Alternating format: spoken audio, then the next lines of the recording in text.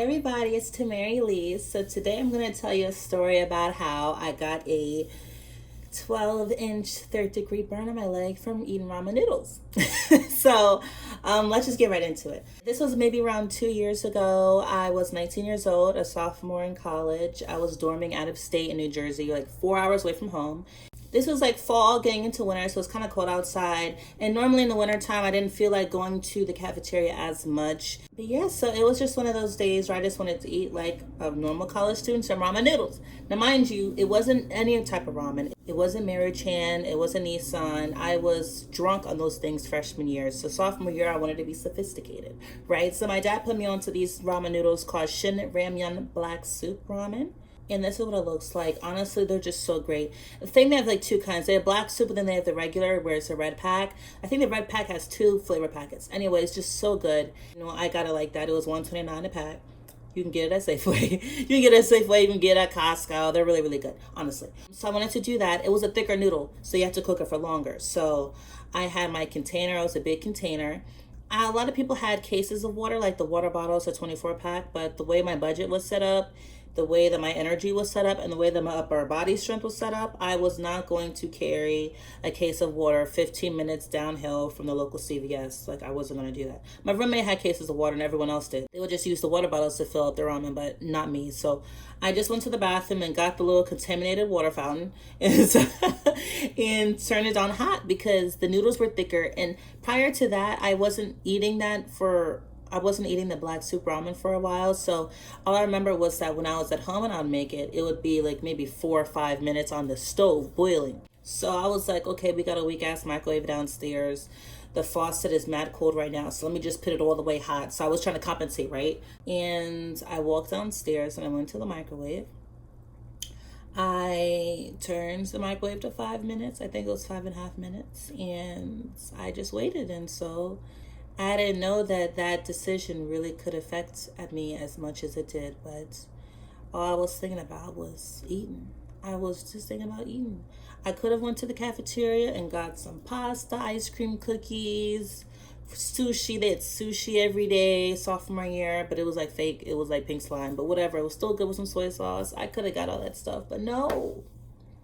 I wanted my damn black soup. I got the power! So anyway, so it was done, right?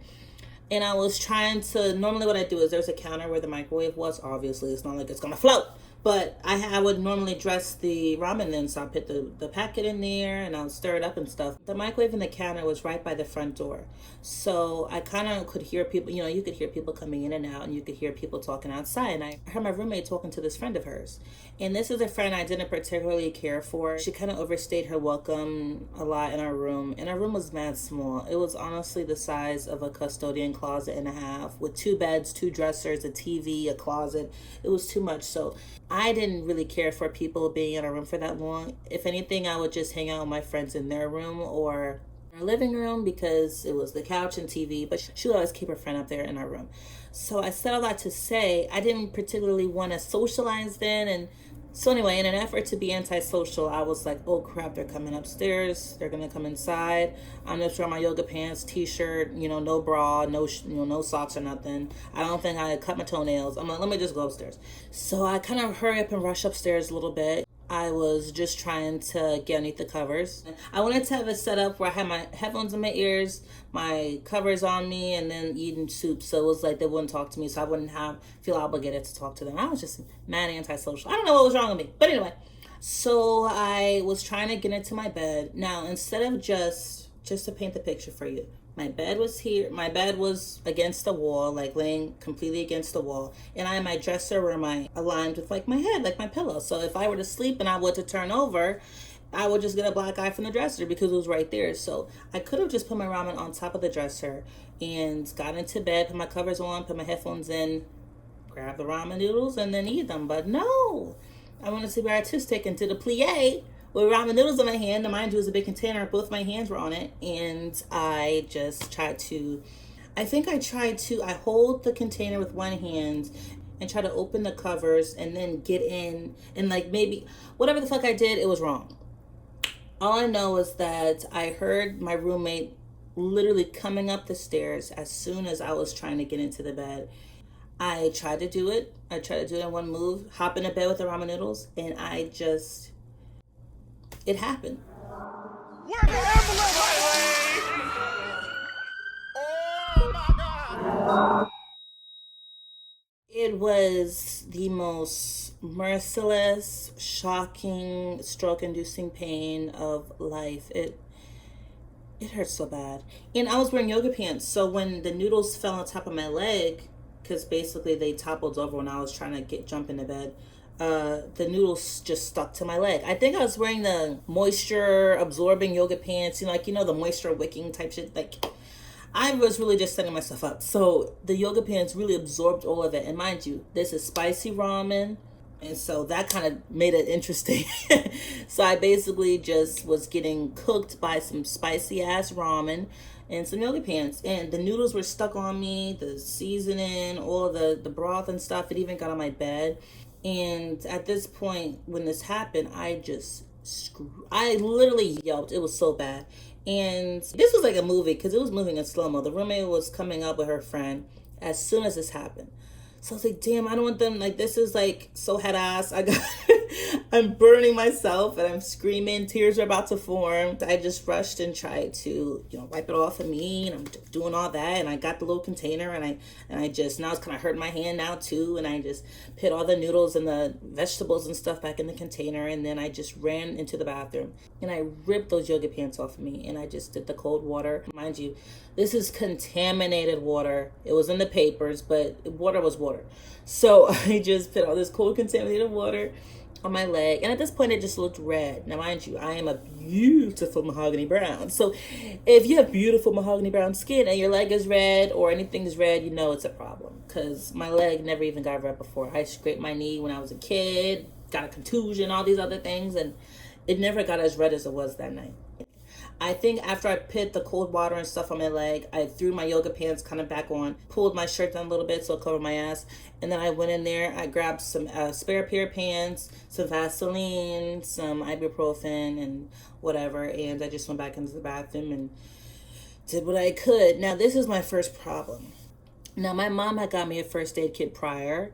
It kind of made me feel like I had a situation a little bit under control, but I messed up. When you get a burn, do not put Band-Aids on the burn when you first get it, because the burn literally just gets worse and worse as days goes on. It depending on the type of burn that it was. Now, mind you, when it happened, of course, it was shocking pain. I didn't know it's going to be a 3rd-degree burn at that point because it was just red, but there were spots where the skin was literally pink. So I saw like 2 or 3 spots of pink, and I just I put some, after I rinsed it off or whatever, I put some gauze, a little bit of gauze, and then I put the Band-Aid on the spots that I could see. Now, I thought that was going to be the only spots. I didn't even know how bad burns got. The most I saw with burns were like, the stories with the women getting the sulfuric acid being poured on them or being set on fire, and it just looks like their skin kind of melted. I didn't know that you get pus and stuff and boils and all that. So yeah, this video is not safe for work. If you're grossed out easily, please click off. I don't have time. I'll show you the burn,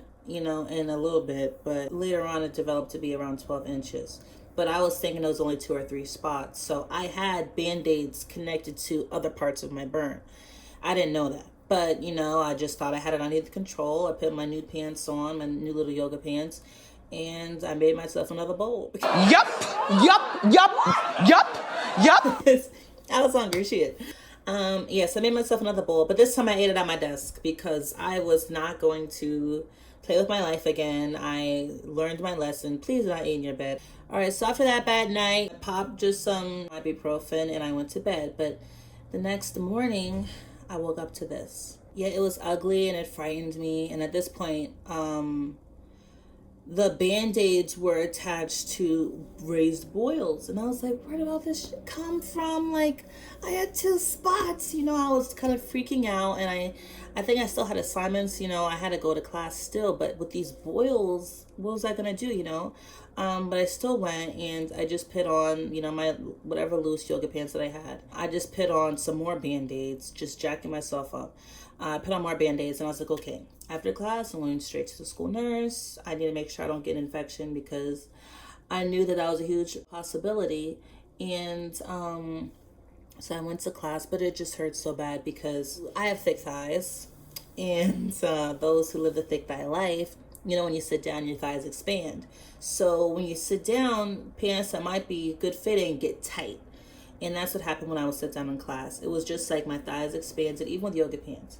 I just felt it just pressure. And if my legs or boils were to, burst in class, I would have just freaked out. So after my first class, I think I maybe had 2 or 3 classes that day. After the first class, I said, no, I'm going to the nurse. I got to get this situation handled. Went to the school nurse and they were over it. They were like, oh my God, like 9 times out of 10, if you went to the school nurse, you were just going to get like STD testing or something. You didn't go there for an injury. Like if you really had an injury, you would just go home or go to the doctor. So they were just so used to, handing out condoms that they were just like, oh, an actual injury. Like they didn't know what to do. They literally didn't have anything. Like they had some gauze and stuff. They had no more than I had on my freaking travel size CVS first aid kit. I thought they could maybe give me a prescription. I don't know what they could do.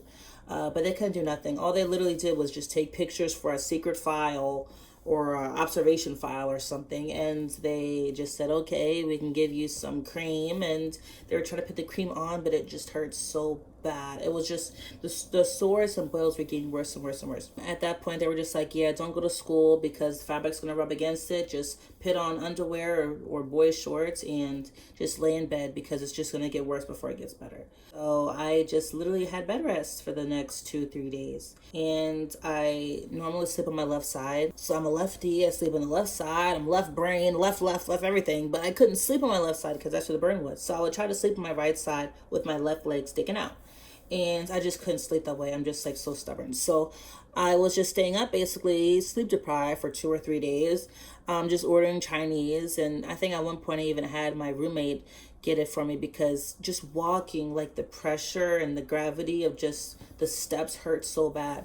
So basically my days consisted of changing gauze, and I had some silver dine cream, silver something. I'll bring it in later. Every night and every day it was just taking the gauze and replacing the silver dine cream or wiping it with a cold washcloth or whatever the heck I did. I was just being like a whole patient from the movie The Fall, if you guys ever seen it.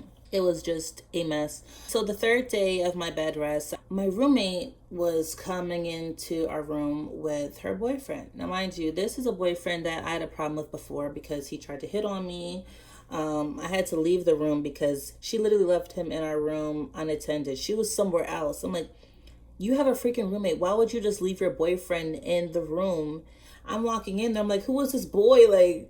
So I had a problem with him beforehand. And when I heard his voice, they're coming up the stairs. Again, I'm just like, let me get out of here because I'm wearing boy shorts. I didn't have no bra on. And I know that I had a problem with him beforehand, so I was just preparing to basically leave. But the past 2-3 days, the most I was doing was walking literally on the opposite side of the wall to the bathroom. At this point, I was texting my friend like, hey, this girl's bringing her boyfriend again. Can I come to your room? And she was like, yeah, come through. So I kind of got up. And of course, I heard him say, ooh. I was so like, I was so mad. I'm like, why did you bring a boy in here knowing I'm literally just being a whole patient with my leg out? Like, why would you even do that? So I was kind of packing little things in a bag, my chargers, my phone, ibuprofen, my silver nitrate cream, Band-Aids, gauze, and everything and all that. And he started talking to me about unpacking my stuff up. And at this point, I'm just so irritated. So I turn and it happened. My water broke. All I just felt was, it felt like a soft, warm faucet just fell down my leg. I was over it. I was so annoyed.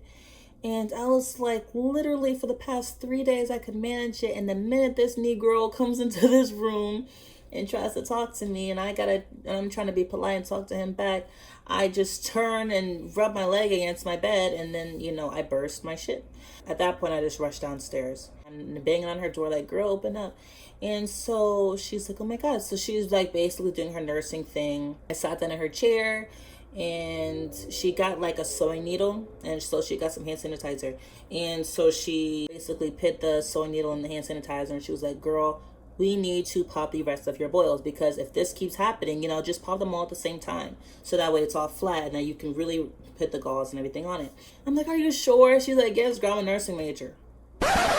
But I appreciate you, girl. You know who you are. She gave me some sweatpants. They're really, really big, and that way nothing would rub against my leg. So I just put them on. I wore those for like the next 2-3 days. No, I wore them for like the next 2-3 days, because the following day they looked like this.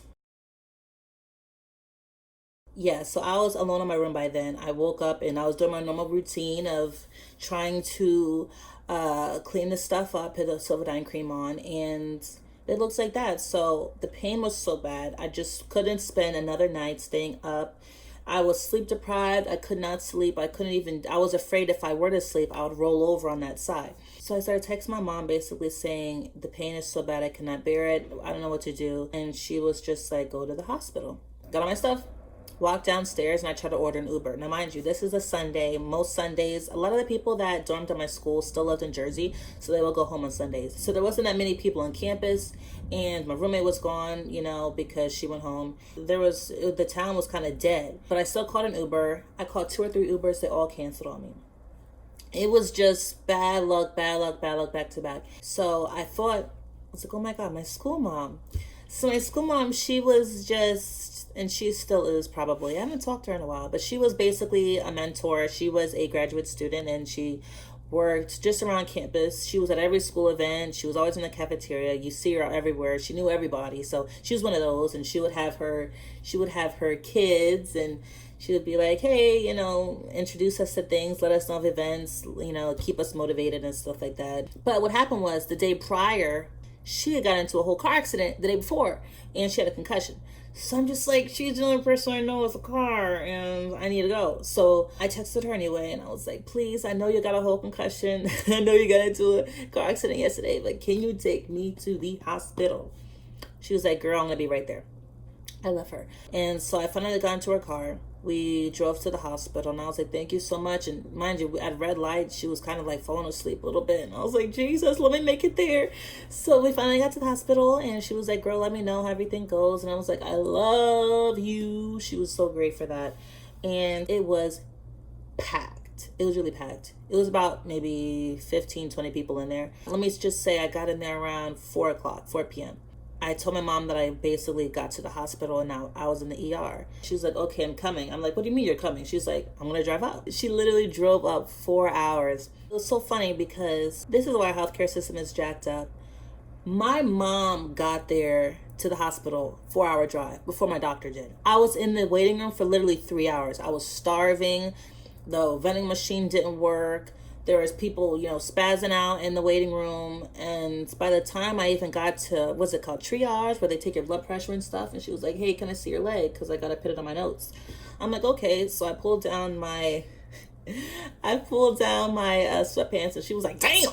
I was like, really? You work in a hospital.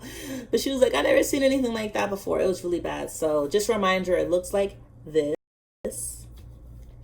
And so, I was in my hospital room for about maybe an hour before my mom literally walked in. And I thought it was a doctor coming in because I was in the hospital and it was probably 8-9 o'clock by then.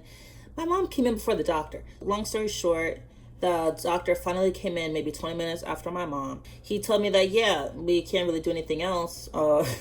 He's like, you still got to do the gauze. You got to, wash your wound better, and you got to use a silverdine cream. He wrote me a prescription for it, and that was it. So I was over it. I'm like, damn. So I really went through all this drama, stayed in this hospital for 4 hours just for you to tell me you couldn't do anything different than the damn nurse. So this is basically just getting to the end of the story. After that, my mom just took me straight home. I think we were close to Thanksgiving break anyway, so it was like whatever. We just got the big old tub of silverdine cream, which I will get right now. Okay, I got it. So this is the this is the cream. It's called Silver Sulfadiazine Cream 1%. I had to get a whole prescription for it. And I don't really smell it. It smells clean, but this is, I don't know if you can see it. It's really kind of metallic and cute, right? Isn't it cute? But anyway, so what I basically had to do was every morning I had to make sure I didn't take a shower, or at least take a shower without getting my leg wet, because even water hitting it kind of filled up the boils, because at this point the boils were developing, bursting, especially with trying to lay the thick slabs of silverdine on. So Do you know when you go to the doctor and they had to try to, if you got a thick neck like me, they got to get the popsicle stick and push your tongue down. So we had to use that popsicle stick to basically get a scoop of that, layer it on like peanut butter and jelly, and just put my gauze on and, you know, put the little fake little bandages around the edges. So I was doing that, and eventually my boils turned into... So at this point, it looked kind of weird. I didn't even want to look at it. You know, my mom had to do all this stuff for me because I literally could not do it. It hurt so bad. It kind of healed. It heals really well after maybe I don't even know, 2 weeks, 3 weeks, fully a month for it to start being like less sensitive. I couldn't really shave that part of my leg too, because it looked so weird when the hair started growing back. Oh God, it was ugly. Yuck. But yeah, it was maybe around a month or two before I could even start shaving that part again. Now it just looks, I mean, it looks okay. I mean, I had some people after it kind of started healing up a bit. They just said it looks like a birthmark. And for a while, I didn't even want to wear shorts, you know, because it was Thanksgiving break. Then after that, it was spring. It was getting hotter. And everyone and their mama was wearing shorts and dresses and stuff. And I just felt like it was so ugly. But, I mean, it's whatever now. So yeah, leave a comment if you guys have any interesting or weird stories from an injury that you have, a scar, freaking limp, whatever you guys got. If you got a weird, crazy story to it, just put it down below. And the weirdest one or the coolest one will get highlighted. So I love you guys. Please comment. Let me know what you think. If you have any injuries from college, because I have the most college-y injury of life, like ramen noodles, really. And it's like permanent, like it won't go away. Thank you so much for watching. I love you guys and love yourselves, and I'll see you in my next video. Thank you for watching my video. Follow me on Twitter at @realtamerilee, and if I got Instagram, yeah, add me on the ground at tamerilee. Like and subscribe to join the tribe, and comment to join the conversation. I'll see you guys next time.